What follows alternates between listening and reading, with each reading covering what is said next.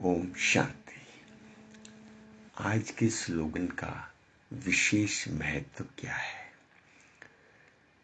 हम जब से इस ज्ञान मार्ग में चले हैं, बाबा ने हमें आकर एक ऐसी शक्ति दी है जिसे हम योग की शक्ति कहते हैं। ज्ञान की शक्ति से हमारी बुद्धि के ताले खुलते हैं और योग की शक्ति से हमारे जन्म जन्मांतर के जो हमने पाप किए हैं, जो भूलें की हैं, जो गलतियां की हैं, उनको नष्ट करने के लिए, उनको क्लियर करने के लिए योग की शक्ति बाबा ने दी, योग सिखाया है।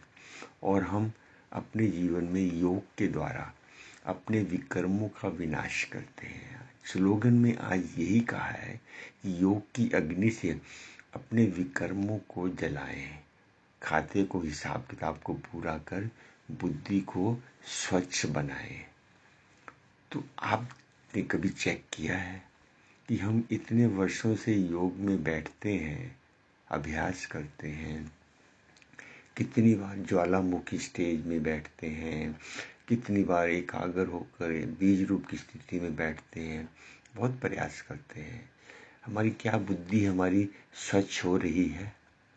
कहीं ऐसा तो नहीं है हम प्रयास कर रहे हैं परंतु हमने कभी चेक ही नहीं किया? क्योंकि हम मोटे मोटे रूप में तो हम देखते हैं कि भी चलो, जब हम ज्ञान मार्ग में चले, हमारा भोजन शुद्ध हो गया, ब्रह्मचर्य व्रत का पालन करने लग गए, अच्छे कपड़े, ड्रेस कोड ध्यान रखने लग गए और हम बाबा को रोज याद करते हैं, श्रीमत पर चल रहे हैं, परंतु इससे काम नहीं चलेगा। आवश्यकता है कि योग के द्वारा अपने विकर्मों को दग्ध करना, जलाना। तो आप देखिए, हमारे छोटे छोटे जो कमियां हैं, विकार हैं, भूलें हैं, वो हमारे साथ जाती ही नहीं है। क्योंकि हमने जो योग लगा रहे हैं, जैसे कि अग्नि होती है, अग्नि में क्या होता है, जितनी अग्नि तेज होती है उतनी ही उसमें वस्तु जलती है। बहुत सी ऐसी चीजें होती हैं जो तेज अग्नि पर ही जलती हैं, साधारण अग्नि पे नहीं चलती, नॉर्मल पे, सिम पे नहीं काम चलता। जैसे गैस के ऊपर, सिम के ऊपर अगर आप कोई ऐसी चीज बनाने लग जाएं जो कि बहुत टाइम कंज्यूमिंग हो, वो और ही खराब हो जाएगी। जैसे कि चने होते हैं या कोई ऐसी चीज होती है, उसको हम पूरी फुल के ऊपर रखते हैं, तब जाकर वो निर्धारित समय में पूर्ण बनते हैं।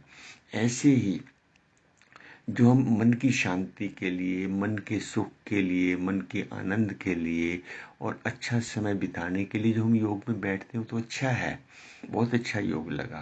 परंतु आज स्लोगन में बाबा ने कहा है कि हमारे विकर्म विनाश कैसे हो, तब हमारी बुद्धि स्वच्छ होगी। उसकी पहचान यही है कि अगर हमारी बुद्धि स्वच्छ हो रही है तो हमें कोई भी बुराई या कोई भी कमी हमें रियलाइज होने लग जाएगी, हमें अनुभव होने लग जाएगा कि मेरे में ये कमी है। नहीं तो हम क्या करते हैं, वकील बन जाते हैं। कोई हमें कमी बताता है तो हम कहते हैं नहीं नहीं, ऐसे बोलता है, ये मेरे से ईर्ष्या करता है, जेलस करता है।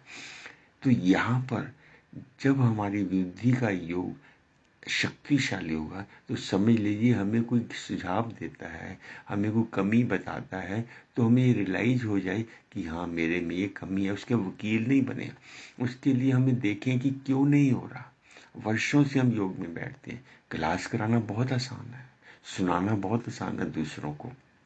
आपके सामने कोई आए तो आप बहुत अच्छी तरह उसको समझा सकते हैं, ऐसे बैठो योग के अंदर, ऐसे विकर्म विनाश होते हैं, प्रातःकाल उठकर ऐसे शक्ति ग्रहण करो, बाबा से किरणें लो, आदि आदि। परंतु उसका असर क्या हो रहा है, उसको हम कितना जीवन में प्राप्त कर रहे हैं, क्या मेरे विकर्म विनाश हो रहे हैं? मेरे को जेलस की आदत है, दूसरे से कंपेयर करने की आदत है, फीलिंग की आदत है, छोटी छोटी बात पे मूड खराब कर लेते हैं और अपने बारे में नेगेटिव या पॉजिटिव ज़्यादा सोचते हैं, ईगो आ जाती है, अहम आता है, मेरे जैसा कोई क्लास कराने वाला, मेरे जैसा कोई सुंदर, मेरे जैसा कोई धनवान, मेरे जैसा कोई सेवा करने वाला कोई नहीं है, मेरे जैसा कोई वक्ता कोई नहीं है, मेरे जैसा कोई आदि आदि। कितनी बातों में हम चलते ही आ रहे हैं। क्यों? जब हम रोज योग लगाते हैं तो बुद्धि हमारी स्वच्छ क्यों नहीं हो रही? तो ये सोचने का विषय है, चिंतन का विषय है। इससे समझे कि हमारे को जिस योग की आवश्यकता है वो योग नहीं लगा रहे, वो लोग हमारा नहीं लग रहा, जिस कारण से हमारी बुद्धि स्वच्छ नहीं हो रही, हमारे विकर्म विनाश नहीं हो रहे। तो ये हमें चिंतन करना है कि कौन सी योग की स्थिति। हम कितना ज्वालामुखी में बैठते हैं, कितने घंटे योग में बैठते हैं, परंतु स्थिति वही की वही है, हमारी आदतें वही की वही हैं। हम छोटी छोटी बात के अंदर नाराज हो जाते हैं।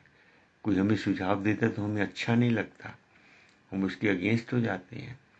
कोई हमें बताता है, कोई छोटा व्यक्ति भी हमें बताता है तो हम नाराज होते, ये तो कल का चला हुआ है, मुझे क्या बताएगा। इस तरह से हमें चिंतन करना है। आज स्लोगन का भाव यही है कि अगर ऐसा हो रहा है, अपने योग पर ध्यान दीजिए। कहीं ना कहीं लीकेज हो रही है, जैसे पानी भरा हो, ऊपर से हम भरते जाएं और नीचे से कुछ सुराख हो तो क्या होगा? पानी निकलता जाएगा, भरेगा नहीं। यही तो नहीं हो रहा कि हम योग में बैठते हैं, तपस्या कर रहे हैं, परंतु हमारे संस्कारों में परिवर्तन नहीं आ रहा। हमारी जो भूलें हैं, गलतियां हैं, विकार हैं, वो नष्ट नहीं हो रहे। इसलिए आज हम चिंतन करेंगे कि कैसे हम अपने योग की पद्धति को बदलें।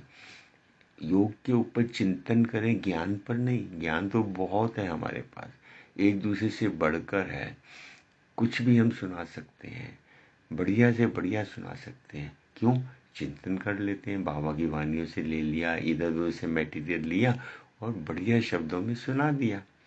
परंतु योग का ऐसे काम नहीं चलेगा। योग तो व्यक्तिगत है। हमें देखना है कि क्या मैं जितना योग लगा रहा हूँ उतनी मेरी बुद्धि स्वच्छ हो रही है, मेरे विकर्म विनाश हो रहे हैं। अन्यथा क्या होगा? हम खाली के खाली रह जाएंगे।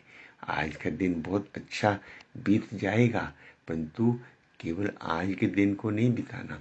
हमने पिछले 63 जन्मों के दिनों में जो हमने भूलें की हैं, गलतियां की हैं, उनको क्लीन करना, उसके लिए योग है।